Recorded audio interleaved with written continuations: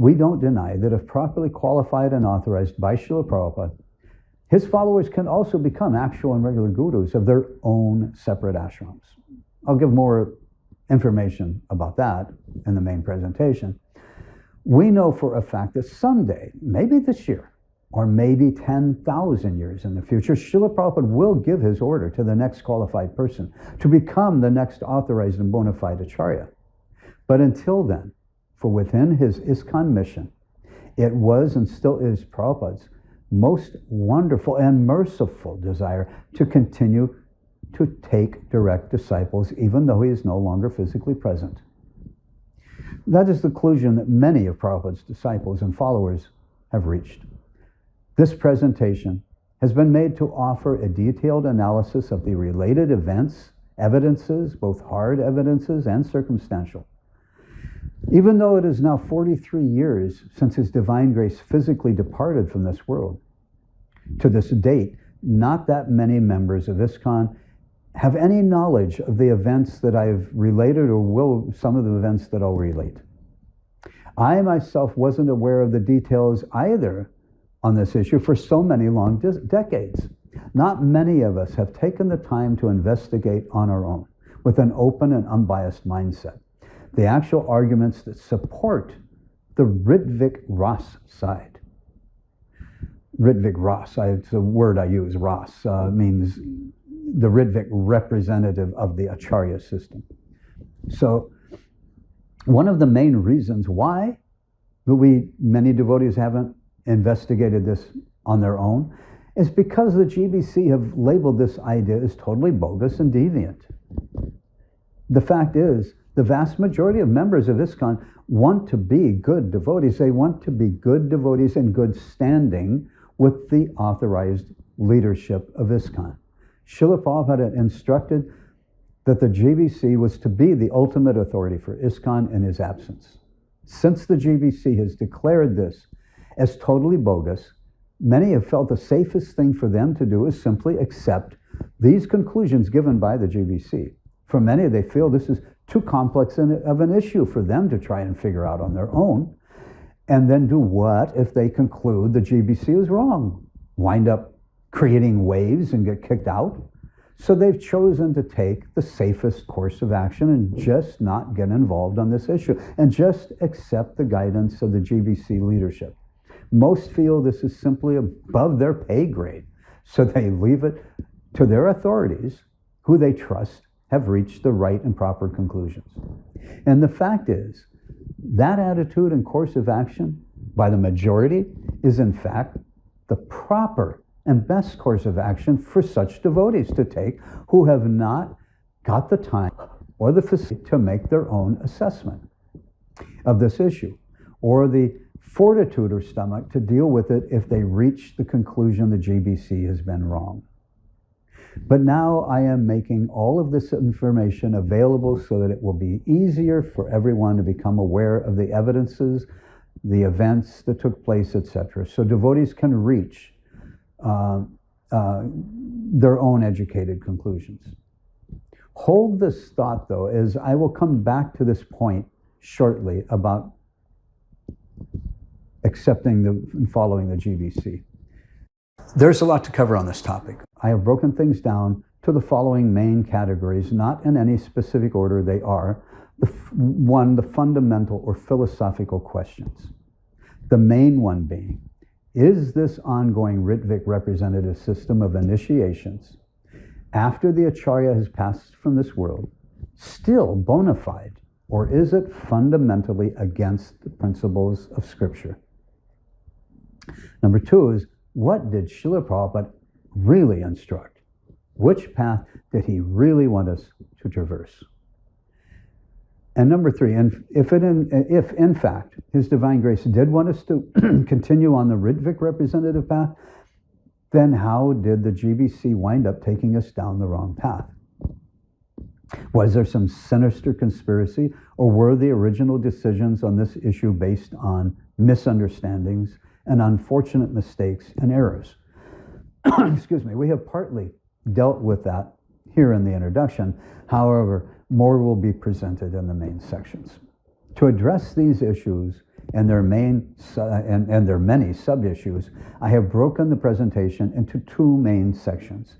To deal with category 1, that is the fundamental or philosophical questions, I have chosen to tackle this side of the issue by telling my own personal story of how I went from supporting the GBC's multi-guru system and opposing the Rtvik system, the Rtvik Representative of the Acharya or After Samadhi system, to slowly coming to accept that the GBC was wrong and that the Rtvik Representative system was the system that Srila Prabhupada, for a fact, wanted us to follow and still wants us to follow.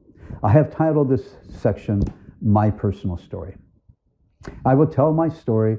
As I tell my story, I will be sharing with you the analytical path I took, the personal struggles as I grappled with the philosophical aspects, as I came to terms with the realization that Srila Prabhupada actually wanted us to take the Rtvik system path.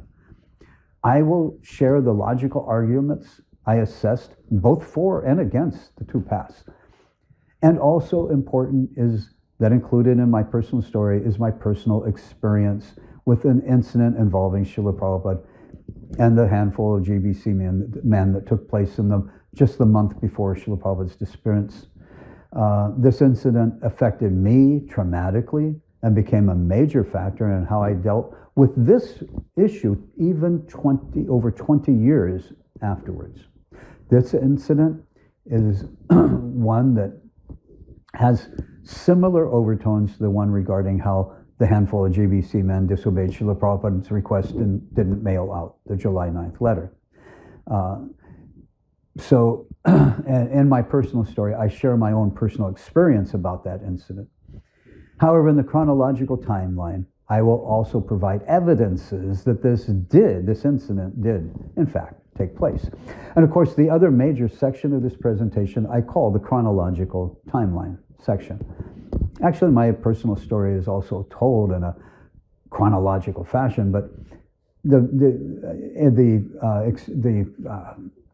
focus is on my own experiences of events and that relate to this issue, told from my own perspective. But in the chronological timeline, the most important aspect of that section is that we focus on Srila Prabhupada, what he actually said and didn't say on this issue. I begin from April of 1977 until his departure in November of 77. In-depth analysis is given regarding the May 28th meeting and the July 9th letter as well. The chronological timeline then continues on highlighting the early decisions and the path the GBC took regarding this issue. Other shorter sections aside from those two major sections are this introduction and a short section where I will give my concluding statements. I will be making also a section on the direction of management. Direction of management is the title Srila Prabhupada gave to the formal paper he wrote by which he created and formed the GBC. This paper was written and executed in July of 1970. It is a most important document for ISKCON.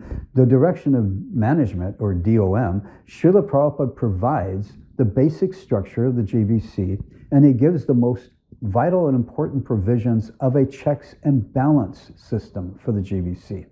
He specified that every 3 years, the GBC was to decide which 1/3 of their members were to remain as GBC for the next term. And yes, he gave terms for the GBC, 3-year terms. Then the temple presidents were to meet and hold a vote on the fate of the other 2/3 members. I think it was 2/3 or 1/4. You'll see in that section. But if the temple presidents assess that those members, the other 2/3 or 3/4, were not doing their GB services well, the temple presidents, will vote.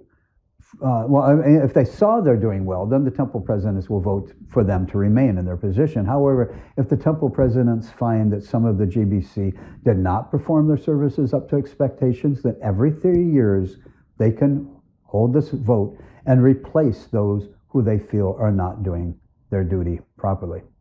The temple presidents were to select new members for the GBC from amongst themselves, from amongst the temple presidents. Many devotees on seeing Srila Prabhupada's original system see it as such a good system and a needed system in ISKCON. It provides a means for checks and balances, which has been totally missing in the current system. And it is Srila Prabhupada's own system. It's not a concoction. It's not trying to invent something and trying to make it work.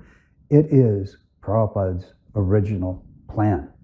But the GBC have sharply rejected that system, and they try to claim that Srila Prabhupada had just let it go and never implemented it. He just lost interest. But a lot of us totally disagree with that assessment. Rather, we see that it was the GBC who never implemented it. And in fact, when we read it and we get into it, we can see that the elections weren't supposed to really take place until after Prabhupada leaves, because Prabhupada was still here. He said in the direction of management, he will be giving the ongoing guidance. He will be selecting. He will be adding to the members of the GBC. So at that point, there was no need for the terms and the limits and the temple presidents. But regardless, it is a system that it is the system, the only really system that Srila Prabhupada gave for how the GBC was to be managed and how they were to function and having term limits. So many of us would like to see that implemented. I will go into all that in detail in that section, as well as giving argument for and why that system should be adopted. There are I want to bring up, there are also a number of ancillary notes. Ancillary notes are separate subsections or notes where I either present additional arguments or additional supporting evidence in more details on a particular point that is made in the main body of the presentation. For example, there is an ancillary note on my use of the acronym that I have coined for this issue, Rtvik Ras. Rtvik is not the subject of this presentation. Some call this the Guru issue. However, the most common word the devotees use to refer this issue has become the word Rtvik, the Rtvik issue. And yes, I also chose to use that word in the title of this presentation and as the name for the hosting website. I did so not because I support referring to this issue, but just that name alone, but because that is the name that most members of ISKCON identify with this issue, and it's the name they will use when they do an online search on this issue. But as I will explain, technically, this is not actually a Rtvik issue at all. The actual meaning of the Sanskrit word Rtvik means a Brahmin priest who is qualified to perform Vedic yajna. That's it. That's all it means. A Brahmin priest who is qualified to perform Vedic yajna. In the Sanskrit language and the Vedic culture, the word Rtvik is reserved for the most qualified Brahmins. Therefore, the word conveys great respect. Isn't it an exalted honor to be called a Rtvik in Vedic culture? Srila Prabhupada knew Sanskrit, and he understood and used the word properly. Therefore, this issue is not about Ritviks, the Brahmins who perform Vedic sacrifice. Although it's a little bit, because those Rtvik representatives, who Srila Prabhupada, actually the title he gave was Rtvik Representatives of the Acharya. This is the title he bestowed upon those persons who would perform the initiation ceremonies on his behalf. So in that sense, they are to be Brahmin Ritviks, but this is not about Brahmin Ritviks. This is specifically about Rtvik representatives of the Acharya. And that is how I came up with the acronym of Rtvik Ras, Rtvik Representative of the Acharya system. For more details, see the ancillary note, the Rtvik Ras, or titled Rtvik Ras. Another ancillary note that I would recommend that you watch at this time is entitled Just Follow the GBC. Now, by the way, there'll be links down here for the ancillary notes, and when they come up, you type on it, you hit it, you click on it, it'll pause this presentation, where you are, and it'll play the new ancillary note. When it's done with that, it'll come back to this where you left off. So that's how those work. Or you can, I think there'll be a selection to play later, and it'll build up a list for you of things you want, if you have cookies enabled on your browser and you use the same system. I'll get more into that. Anyway, another ancillary note, like I was saying, was has entitled, Just Follow the GBC.